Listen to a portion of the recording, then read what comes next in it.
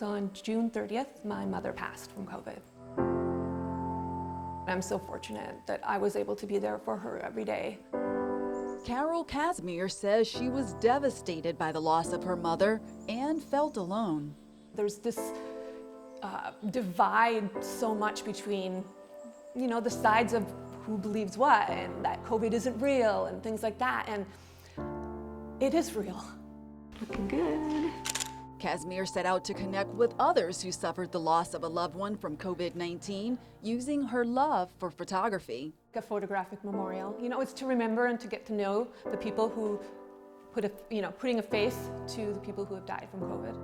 To provide a platform for others to mourn and share the memories of their loved ones, Carol invited them into her studio to pose for a black and white photo holding a picture of their loved one. When I saw she was looking to do this project, it really resonated with me.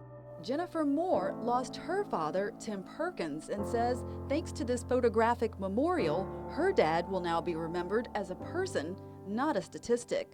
He's, in this beautiful project, so other people will be able to see these faces and know, this was a loving father, a husband, a friend.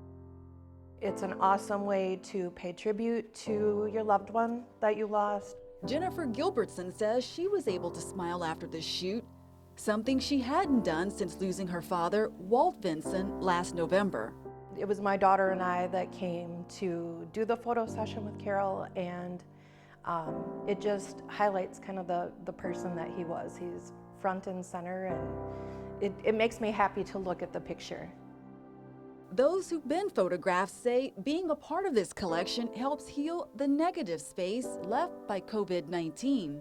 I felt like this was a good way to, one, help me through the grieving process, and two, to pay tribute to my dad. This is the first opportunity that I've talked to somebody else who has experienced this heartbreaking situation. COVID-19 has left an indelible mark in history. And with each of these portraits, Carol says she wants to leave an unforgettable memorial of the grim toll of this virus. These people aren't just a number, that they're real. These are real families struggling, and the devastation that COVID has caused in their families is horrible. And I want them to see that. We hear all these numbers, and when my dad died, there were about 132,000 people that had died, and you think that it's not going to happen to you.